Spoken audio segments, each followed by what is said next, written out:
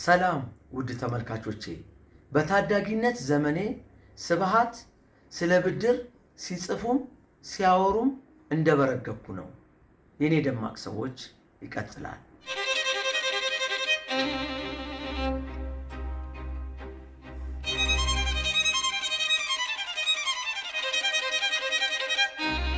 የኔ ደማቅ ሰዎች ድል ቀለም ከኤምቢአይ በአንድ ጋሎን ሰፊ ቦታዎችን ማዳረስ የሚችል ከነውበቱ ለረጅም ጊዜ የሚቆይ ቀለም ድል ቀለም። ድል ቀለምን ይጠቀሙ። የግንባታውን አጨራረስ በድል ይደምድሞ። ተመጣጣኝ ዋጋ ከበቂ አቅርቦት ጋር ኤምቢአይ ድል ቀለም የሚድሮክ ኢንቨስትመንት ግሩፕ አባል ከኤምቢአይ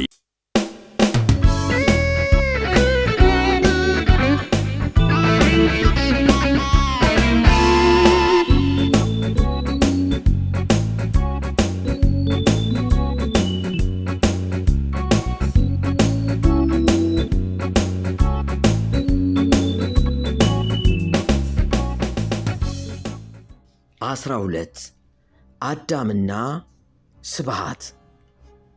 ለስብሃት ገብረ እግዚአብሔርና ለአዳም ረታ አጫጭር ልቦለዶች ልዩ ፍቅር አለኝ።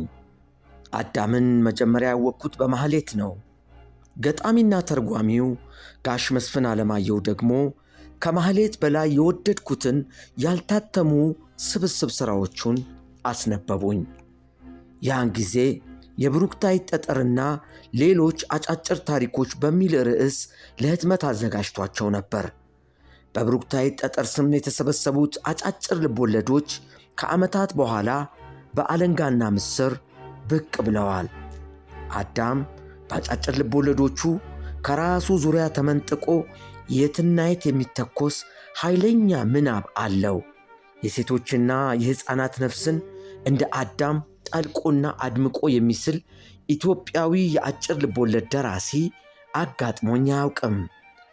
የሆነውን ሁሉ በራእይ እያየ የሚጽፍ ነቢይም ይመስላል። የዘመኑን ጠረን የምናሸትባቸው ሥራዎችም አሉት። ለምሳሌ የሶማሊያን ጦርነት በገበየው አየለ ጣምራ ጦር ረጅም ልቦለድ ሆኖ አንብቤያለሁ። በአዳም ረታ 3 ቀናት ደግሞ አጭር ልቦለድ። 3 ቀናትን እርሱ በአጭሩ ይጻፋት እንጂ እኔ ረጅም ጊዜ የታመምኩባት ሥራው ናት። ጦርነት በበረከተባት ኢትዮጵያ የጦርነትን አስከፊነት እንደ እርሱ አድምቆ የጻፈ ደራሲ ያለ አይመስለኝም። ከአዳም በፊት የተፈጠሩት ጋሽ ስብሃትም የተለዩ ደራሲ ናቸው። የምናባቸው ስፋት በአጋፋሪ እንደሻው ተከታታይ ታሪኮች በኩል አስገርሞኛል። ስለ እይታቸው ጥልቀት በትዬ ያልታየ በኩል ተደምሜያለሁ። የቋንቋቸው ውበትና ለዛ በትግርኛ አፋቸውን ፈተው በአማርኛ የተገለጡ ደራሲ መሆናቸውን እንድጠራጠር አድርጎኛል። የዘመናችንን ትልልቅ መልኮች ባጭሩ አተልቀውና አድምቀው ጽፈውልናል። ለምሳሌ የኢትዮጵያን ረሃብ በብርሃኑ ዘሪሁን ማዕበል ረጅም ልቦለድ ሆኖ አንብቤያለሁ። በጋሽ ስብሃት 567 ደግሞ አጭር ልቦለድ። ከጋሽ ስብሃት ልቦለዶች ሁሌም እየታመምኩ የምደጋግማት 567 ነው።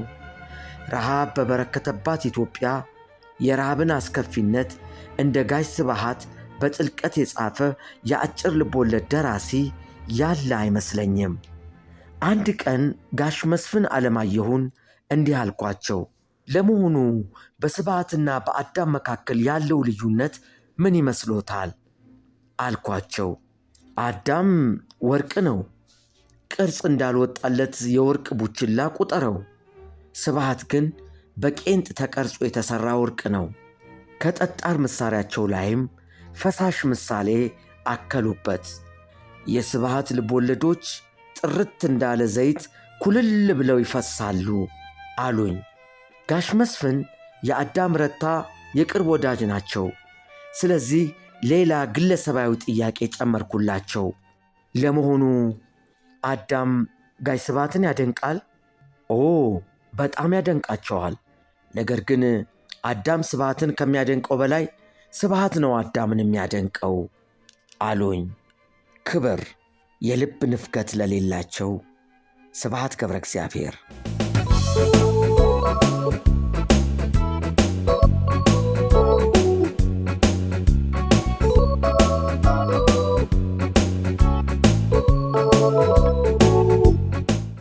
አስራ 13 ስብሐትና ብድር።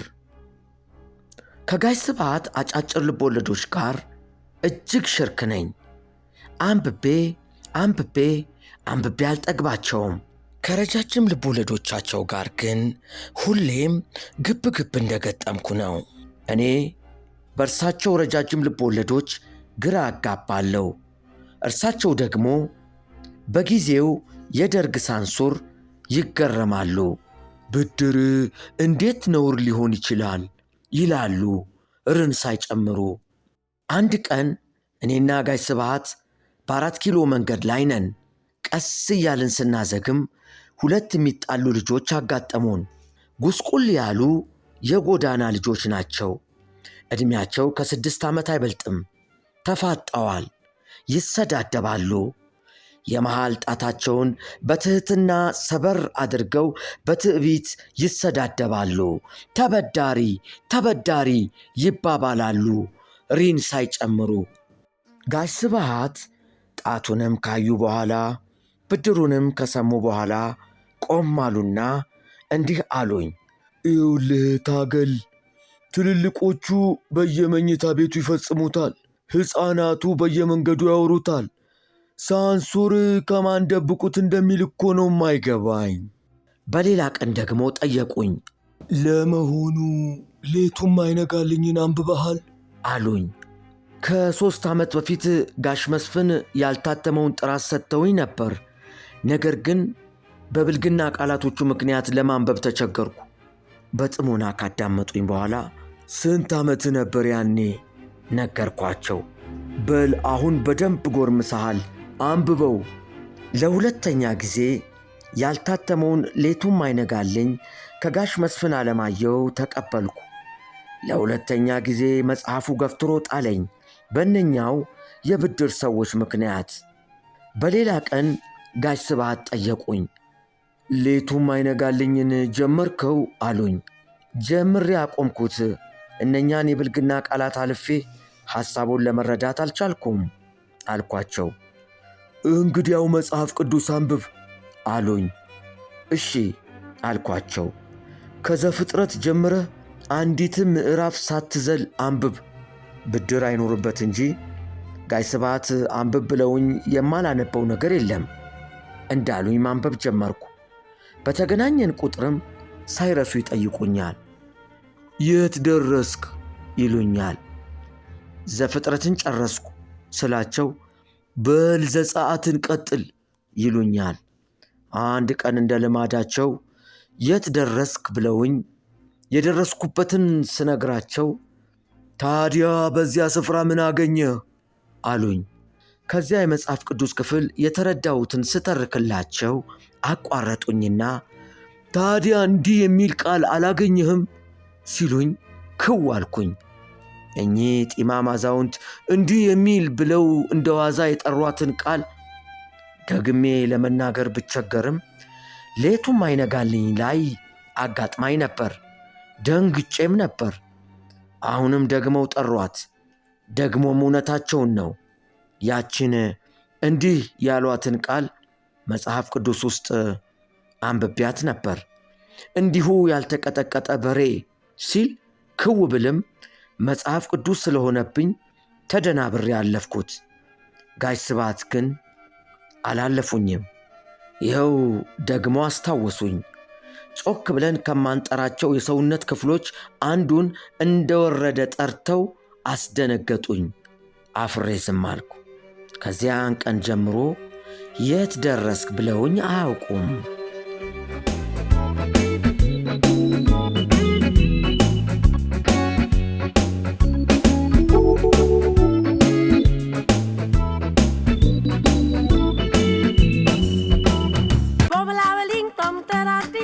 አይስክሬም የልጆቹ ጉጉ እርሶም ቀመስ ያርጉ። ሪል በቸኮላት አይገልጸውም ቃላት። በማንጎ ቫኒላ ጣፈጡ ሌላ። በስትሮቤሪ ቀኖን አሳማሪ። በሞካ በላቴ ወደድኩት ካንጀቴ። ቀምሰው ያረጋግጡ ምላሶ ዳኛ ነው። ለልጆቹ የሚያምጡ ልደት ማድመቂያ ነው። ለፍቅረኛም ሚስጡ የፍቅር ቋንቋ ነው። ሪል አይስክሬም የመጪው ዘመን ጣዕም ይወዱታል በጣም።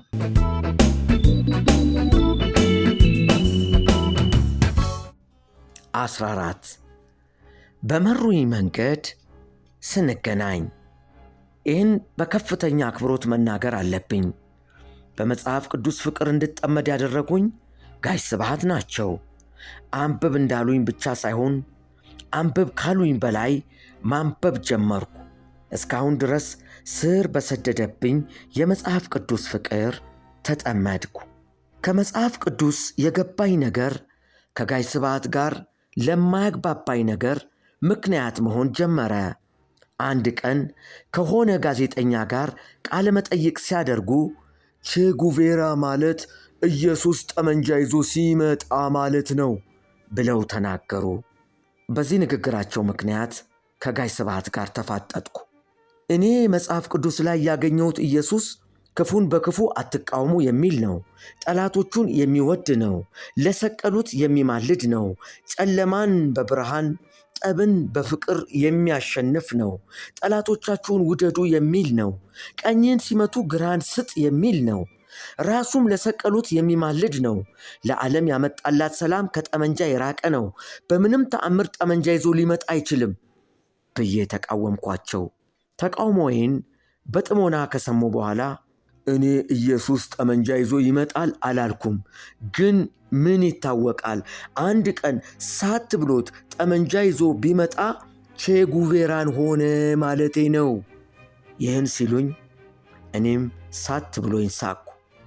ከ5፣ 6፣ 7 ስብስብ ልቦለዶቻቸው በአንዱ ውስጥ ያለ ተራኪ የተናገረው ትዝ ብሎኝ ነው። የሆነ ሰውን መልክ ሲገልጥ ፊቱ የሚስቅ መዳፍ ይመስላል ይላል። ከዚያ በቅንፍ ውስጥ እንዲህ የሚሉ አረፍተ ነገሮች አስቀምጧል። እነኛ አረፍተ ነገሮች ውድ አንባቢ ሆይ አውቃለሁ መዳፍ እንደማይስቅ፣ ግን አንድ ቀን ሳት ብሎት ቢስቅስ ይላሉ። ሌላ ቀን ደግሞ አዲስ ዘመን ጋዜጣ ላይ ስለ ሙሴ ጽፈው አነበብኩ። እይታቸው በመጽሐፍ ቅዱስ ላይ ከማቀው ሙሴ ጋር ፈጽሞ የሚቃረን ሆነብኝ። የመጽሐፍ ቅዱስን ሙሴ እያብራራው ጠየቅኳቸው። እርሶ ከየት አምጥተው ነው እንዲህ ያለ ሙሴ የጻፉልን አልኳቸው። አሁንም በጥሞና ካዳመጡኝ በኋላ ያንተ ሙሴ የራስህ ነው፣ እኔም የራሴን ሙሴ ጽፌአለሁ አሉና አንዱን ሙሴ ለሁለት ተካፍለን በሰላም ተለያየን።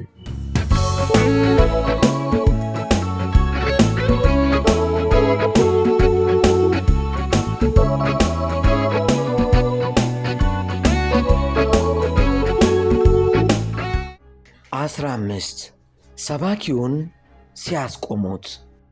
ጋሽ ስብሐት የኔን እምነት አትንኩ የሚሉትን ያክል የሌሎችንም እምነት ያከብራሉ።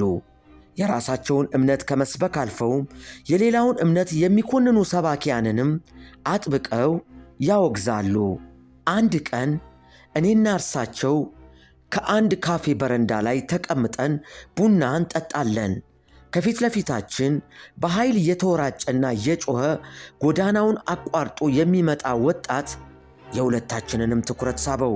በግራ እጁ ከፍ አድርጎ የያዘውን መጽሐፍ ቅዱስ እያወናጨፈ በጩኸት የሚናገረው ቃል ጋሽ ስብሐትን ክፉኛ አበሳጫቸው። አላፊ አግዳሚው ላይ ዓይኑን አጉረጥርጦ ወንድሞቼ እህቶቼ እንዳትሞኙ ማርያም አታማልድም ይላል። ጋሽ ስብሐት በቁጣ ገንፍለው ብድግ አሉና አንተ የተሻለ መደገፊያ ካለህ ስለ እሱ ንገረን፣ ከሌለ ዝም ብለህ ሂድ። ለምንድን ነው ሌሎች የተደገፉበትን ምሰሶ እየነቀነቅ የምታስጨንቃቸው? ብለው አስቆሞት።